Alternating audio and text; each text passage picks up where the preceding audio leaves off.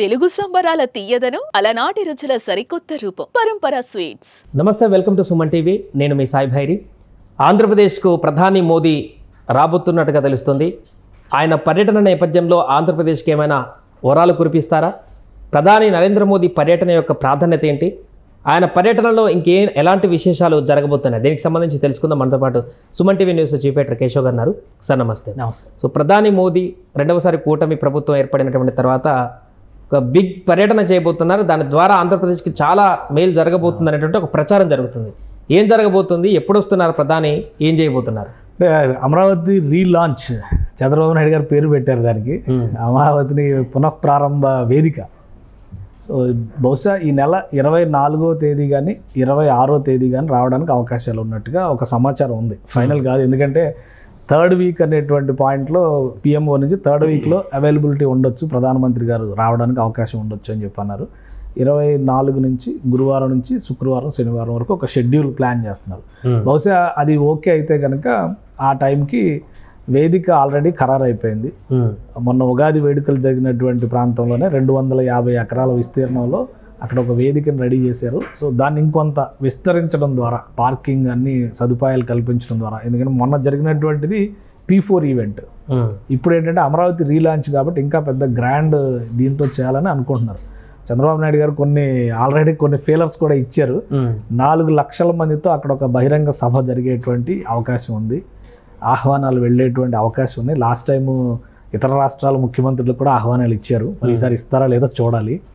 తర్వాత అక్కడ ఒక నమూనాని, అమరావతి నగరానికి సంబంధించినటువంటి నమూనాని ఒకటి ఏర్పాటు చేయాలని, దానికి కూడా Amaravati corporation, development corporation tenders ఏవో పిలిచింది. ఒక 80 లక్షలు 90 లక్షలు ఖర్చు పెట్టి అమరావతిలో రాబోయేటువంటి నమూనాలను తయారు చేయాలని చెప్పని కూడా వాళ్ళు ప్లాన్ చేస్తారు. ఇవన్నీ కూడా పెద్ద ప్రణాళికని రెడీ చేస్తున్నారు. అందరిలో ఉన్న సందేహం ఏంటంటే మోడీ గారు వస్తే ఏమిస్తారు? 2014లో ప్రారంభోత్సవం చేశారు. ఇప్పుడు 2025 ఆల్మోస్ట్ 10 సంవత్సరాలు దాటిపోయింది. మళ్ళీ లాంచ్ అనే పేరుతోనే వస్తున్నట్టుగా 2016లో అప్పుడు శంకుస్థాపన కార్యక్రమం ఆల్మోస్ట్ 9 years 10 years 17లో జరిగింది ఎగ్జాక్ట్ గా. సో అప్పుడు మట్టి నీళ్ళు ఇచ్చిపోయారు అనేటువంటి విమర్శ ఇప్పటికీ స్టిల్ ఇప్పుడు కామెంట్ చేస్తున్నారు సినిమా లాంటి వాళ్ళు. సో ఇప్పుడు ఇంకేమన్నా ఎక్స్పెక్ట్ చేయొచ్చా పర్యటన? అంటే మీరు ఒకటి గమనిస్తే 2014లో ఏర్పడిన కూటమి ప్రభుత్వానికి 2024లో ఏర్పడినటువంటి కూటమి ప్రభుత్వానికి హస్తి మషికాంతరం అంటారు కదా, అంత డిఫరెన్స్ ఉంది.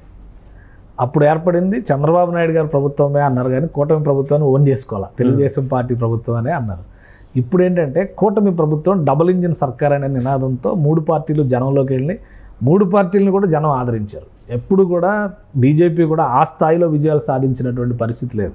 ఒక 2 ఎంపీ సీట్లు ఓడిపోయింది. ఆ కడప ఫైట్ కానీ ఇది కానీ తిరుపతి మెయిన్గా ఎంపీ సీట్లు ఓడిపోవడం విషయంలో.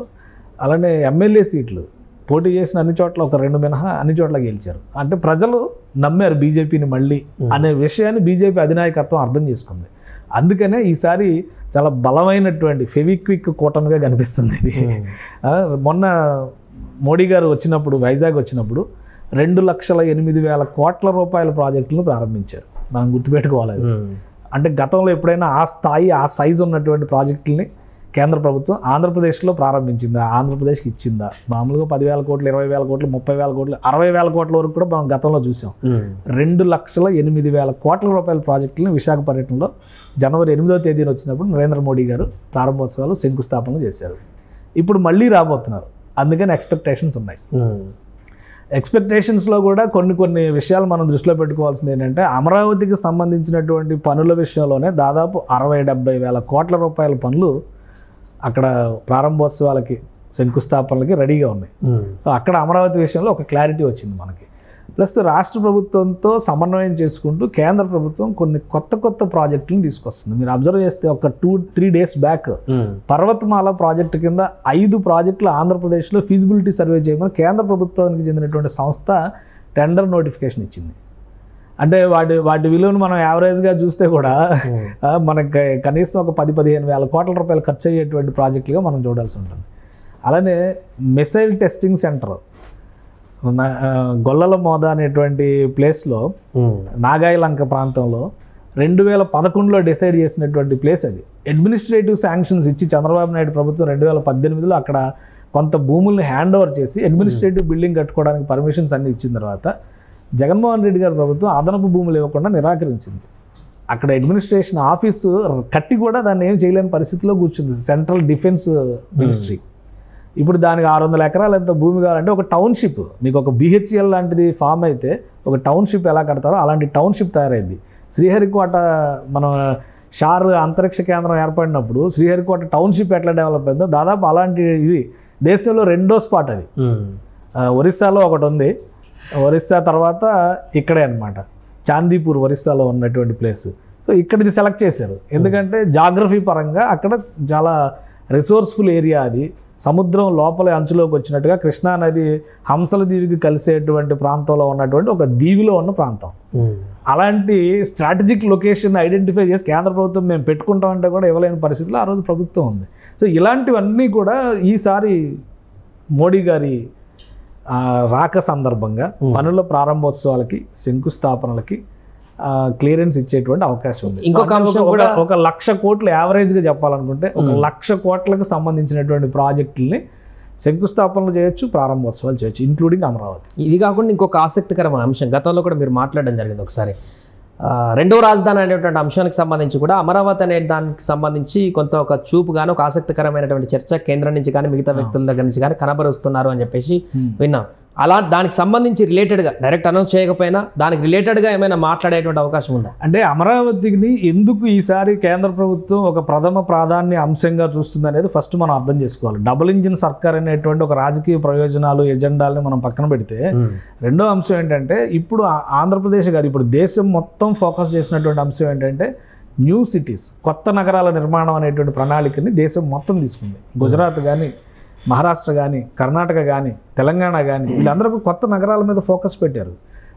ఒకవైపు నవీ ముంబైని మహారాష్ట్ర డెవలప్ చేస్తే అటువైపు గుజరాత్లో గిఫ్ట్ సిటీ, ఇక్కడ పెరల్ సిటీ, ఇట్లా రకరకాలుగా ఒక కొత్త నగరాల నిర్మాణ ప్రణాళికను ముందుకు తీసుకెళ్తారు. వీటన్నిటిలో కూడా బిగ్గెస్ట్ ప్లాన్ ఏదైనా ఉందంటే అది అమరావతి. ఎందుకంటే అది ఒక రాష్ట్రానికి రాజధాని నగరం.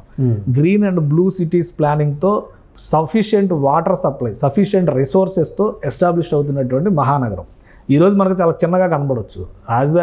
హైదరాబాద్ని కట్టినప్పుడు నవాబు చెప్పాడని చెప్పని అంటారు కదా, 400 సంవత్సరాల క్రితం అంటే కుతుబ్షాహీ నవాబులు చెప్పినటువంటి మాట. అంటే సుల్తాన్ కులీ చెప్పాడు, ఇది ఒక చిన్న చేపల చెరువును ప్రారంభిస్తున్నాం, రేపు పొద్దున ఇది మహాసముద్రంలాగా అవ్వాలి, బోల్డని చేపలు ఇందులోకి రావాలంటే అంతమంది జనం రావాలని కోరుకున్నాం. ఇప్పుడు అమరావతి పరిస్థితి కూడా అదే అనుకుందాం మనం. ఒక 15 ఏళ్ల తర్వాత అమరావతి అమేయ స్వరూపాన్ని చూసినప్పుడు బహుశా ఇది చాలా పెద్ద నగరం అనేటువంటి ఒప్పుకోవాల్సిన పరిస్థితి ఖచ్చితంగా వస్తుంది.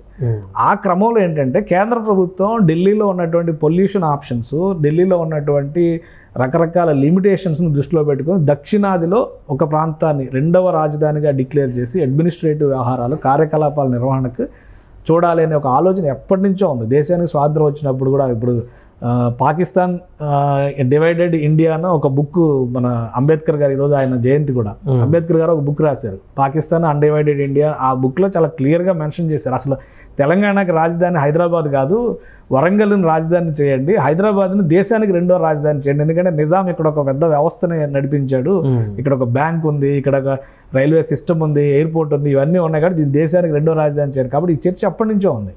ఇప్పుడు ఏంటంటే మహానగరాల నిర్మాణాలు జరుగుతున్నాయి కాబట్టి ఒక ఆప్షన్గా అమరావతిని చూడాలి, అమరావతిని కూడా కన్సిడర్ చేయండి. Amaravati pollution free, zero emission ఫ్యూచర్ని దృష్టిలో పెట్టుకొని పెట్రోల్ డీజిల్ వాహనాలు కాదు, ఇక మీద అన్ని కూడా ఎలక్ట్రిక్ వాహనాలు, ఎలక్ట్రిక్ రోడ్లు మనం బిల్డప్ చేద్దాం అనేటువంటి ప్రతిపాదనలు కూడా ఉన్నాయి.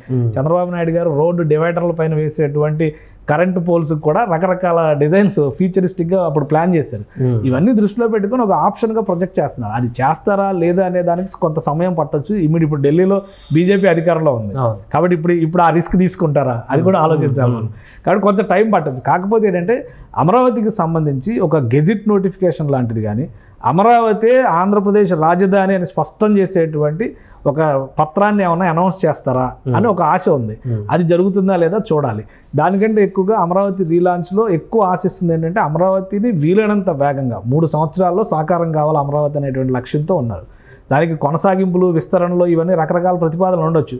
కానీ ఏ నగరాన్ని అయితే వీళ్ళు కాంక్షిస్తున్నారో ఆ నగర స్వరూపాన్ని మాత్రం 3 ఏళ్లలో ఆవిష్కరిస్తే రాబోయే రోజుల్లో అభివృద్ధి చెందినటువంటి నగరాల జాబితాలోకి అమరావతి వెళ్ళడానికి అవకాశం ఉంటుంది. చాలా పెద్ద పెద్ద సంస్థలని, అంతర్జాతీయ సంస్థలను తీసుకొస్తామని చెప్పి కూటమి ప్రభుత్వం చెప్తుంది. దానికి కేంద్రం చేయూత ఖచ్చితంగా కావాల్సిందే. అలాంటి వాటికి సంబంధించినటువంటి ఒక ప్రకటన, స్పష్టమైనటువంటి ప్రకటన ఉండే అవకాశాలు అయితే కనిపిస్తున్నాయి. Right sir. అది ప్రస్తుతం ఈ మంత్ ఎండ్ వరకు ప్రధాని నరేంద్ర మోదీ ఆంధ్రప్రదేశ్ పర్యటన చేయబోతున్నారు. అమరావతి వేదికగా ఒక భారీ బహిరంగ సభలో ఆయన ఆసక్తికరమైనటువంటి సందేశాన్ని కూడా ఇవ్వబోతున్నారనేటువంటి చర్చ అయితే కొనసాగుతుంది. ఆ సందేశంలో ఆంధ్రప్రదేశ్కి ఎలాంటి లబ్ధి చేకూరుతుందనేది కూడా చూడాలి. సుమన్ టీవీలో మీ పర్సనల్ అండ్ బిజినెస్ ప్రమోషన్స్ కోసం కింది నెంబర్కి కాంటాక్ట్ చేయండి.